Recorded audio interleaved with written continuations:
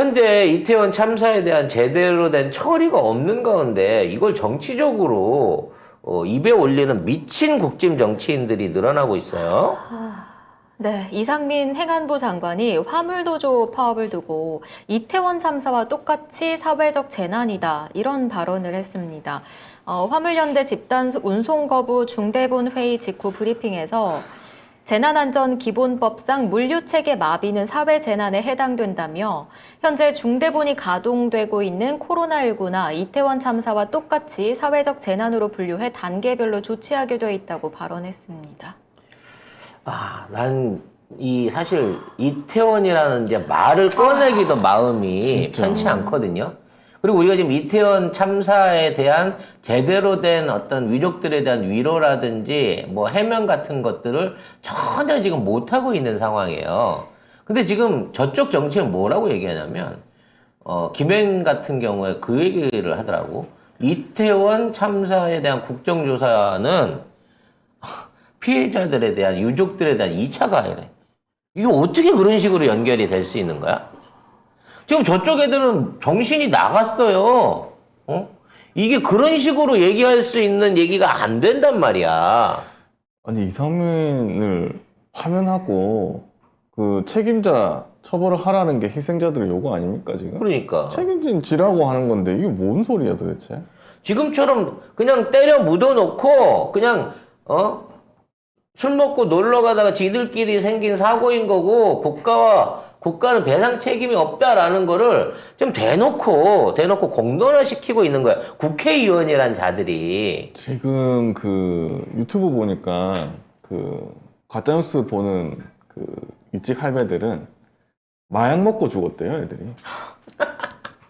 그거를 진짜 철석같이 믿고 있어, 진짜. 그래서 내가 전에 한번 얘기했잖아요. 가짜 뉴스들이 퍼지고 있는데 와, 걔네들이 이 사인이 압사가 아니다라는 얘기들이 퍼지고 있다는데 역시나 도대체 그쪽 카카오톡에 뭔 내용을 갖고 돌리길래 그러니까 오는지 모르겠어. 아니 나는 그쪽 카카오톡을 믿는 사람들의 그 지적 능력 수준이 진짜 나는 너무 궁금하네요, 진짜.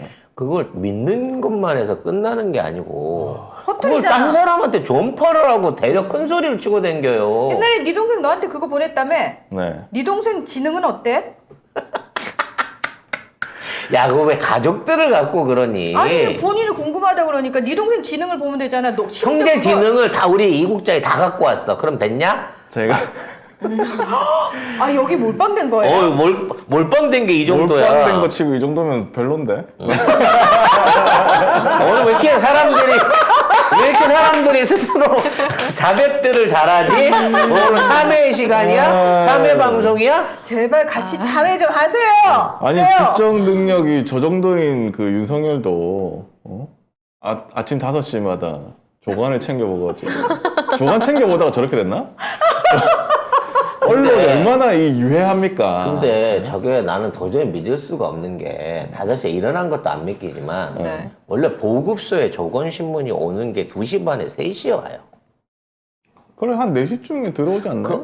인쇄소에서 직접 갖다 주나? 대통령실한테는? 따끈따끈한 걸로 미리 보시라고? 근데 이게 말이 안 되는 게 대통령이 이거 다 볼 수가 없는 게 그리고 예전에 청와대에서 전통적으로 내려오는 게 뭐냐면 이거 보는 사람들이 있어요. 있어가지고 어느 신문에는 뭐가 있고 이거를 정리를 쫙 합니다. 그 비서관들이.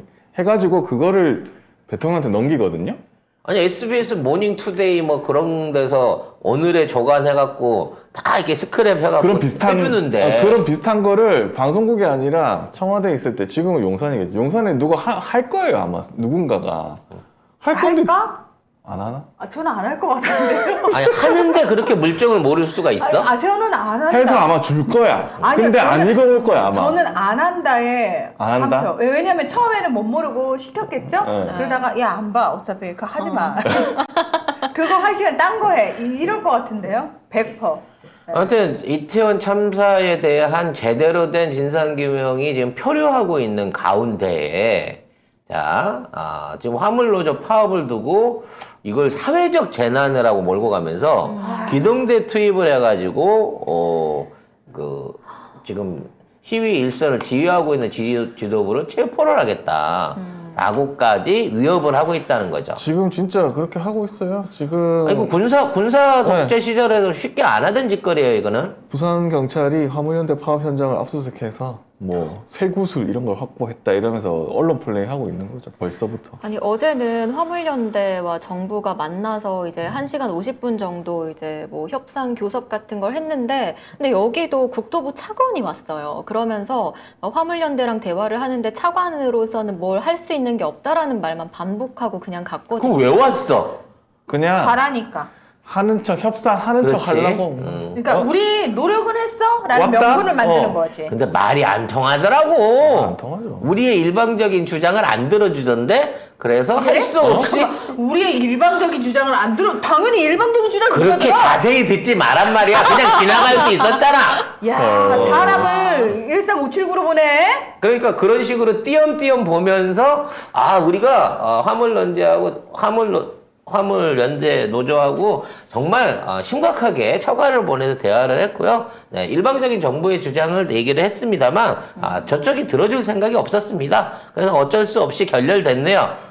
언뜻 들어보면 뭔가 열심히 한 것 같은데 지들 주장만 했다는 거잖아. 그쵸. 그리고 지금 와갖고 이제 압수수색 했어요. 근데 나는 쇠구슬 등을 확보했다 그러니까 아니 화물 노조가 무슨 갑자기 쇠구슬로 뭘 했어? 집을 던지면서 무슨 폭력적인 행동을 한다는 거야?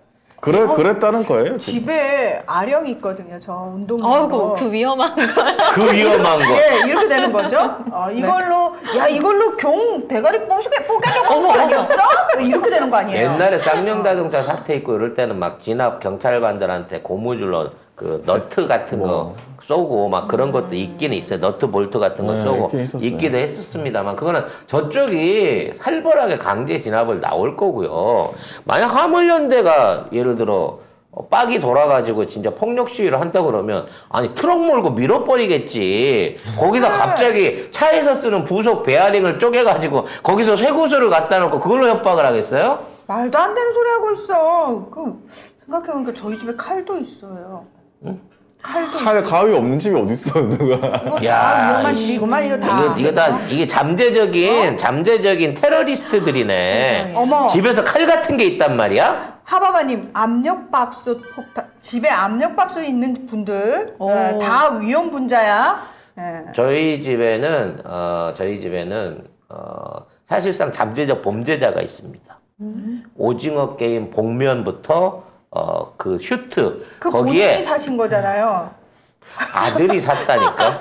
네. 무슨 말이지? 본인이 사셨잖아요. 아니 정호영 대표가 샀다니까. 군대 가 있는 아들이요? 거기에 비비탄 총과 권총까지 네 전부 다 구비가 돼 있는 게 있습니다. 그러니까 만일 우리 집에 압수수색을 오게 되면 저는 테러 목적으로 테러를 준비하는 죄로 잡혀갈 증거들이 있는 거죠. 아니, 어느 지금 집에나. 전기톱 있으시고요. 도시락도 있으시고요. 부탄가스 있으십니다. 도시락도 안 돼요? 예. 망치도 있고. 바늘도 있답니다. 허허 이 사람들 정말 위험한 사람들이네. 우리는 이쑤시개도 있잖아. 어머 네. 맞아. 죽을 때까지 죽을 때까지 찌르는 찌르는 거. 네. 더 위험하네. 잔인하네요. 잔인하네요. 예.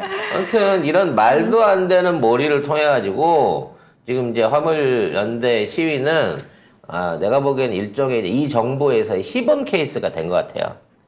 아니 근데 제가 봤을 때는 이뿐만 아니라 뭘 하든 다 시범 케이스야.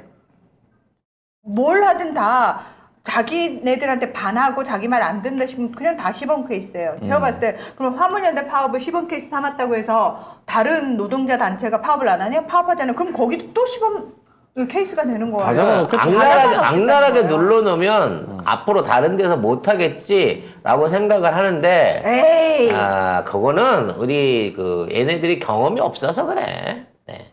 발표 보잖아요. 더 악독해지는 거야. 아니 우리가 민주정부를 경험했잖아요. 이걸 우리 국민들이 알아요. 그게 무서운 거예요. 예를 들어서 그걸 모를 때는 밟으면 밟히죠. 그런 걸 하나도 모른다 그러면 밟으면 밝혀요. 그냥 발표해요. 그냥 그렇게 살아야 되나 보다. 근데 개명천재 뭔 소리야? 밟잖아요. 오씨 밟네? 이것까지도 알아요. 예. 지금 민주정부 하에서는 그러니까 이명박 때 있었던 용산하고 쌍용자동차 강제 진압 정도 이후에는 사실 그만한 규모의 공권력 동원이 사실 없었거든요.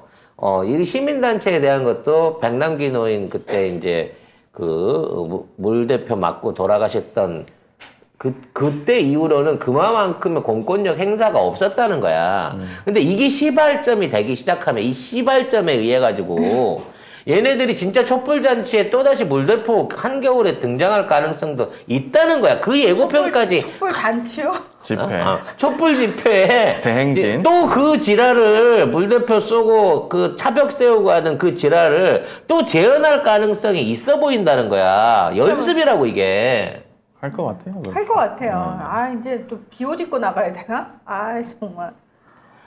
그 새끼들이 비옷을 입고 나와도 거기에 체류액을 섞어서 뿌리기 때문에 이게 비옷으로도 커버가 안 되는데. 지금 시멘트 분야의 운송 거부자 업무 개시 명령을 발동을 했습니다. 윤석열이. 그래서 결국 이거를 이제 이 업무 개시 명령에 불복하면요 전부 체포됩니다. 징역형이에요. 다 체포하겠다는 소리야. 아니 그러니까요. 좀 제발 이번 기회에 문재인 정부 때 그렇게 문재인 정부 물론 노동 인권과 관련해 가지고 문재인 정부도 잘하기만 한 건 아니거든요. 100% 노조편은 못 들어주죠. 못 들어주죠. 그거는 사실 그건 타협이 아니지. 예, 현실적인 문제가 있잖아요. 근데 그때 문재인 정부 때 정말 많은 노동자 단체들이 문재인 정부를 욕했단 말이에요. 비난하고 비판하고 물론 하실 수 있는 행동이었는데 그래도 그렇게 자기 목소리를 낼 수 있게 보장은 해주잖아요. 민주당 그럼. 정부는. 예. 그 차이를 느끼셔야 돼요. 파업을 할 수 있는 자유 그런 걸 통해 가지고 본인에 대한 그 의견을 주장할 수 있는 자유 그리고 그 문재인 정부 때만 해도 노사정 협의하는 데 있어서 정부가 적극적으로 개업을 해갖고 중재를 위한 노력들을 했었고 대부분 중재에 성공했었잖아요. 그렇죠. 끝까지 파열났던 적은 없었어. 근데 지금 여기는 아예 대화할 자세가 안 돼 있단 말이에요.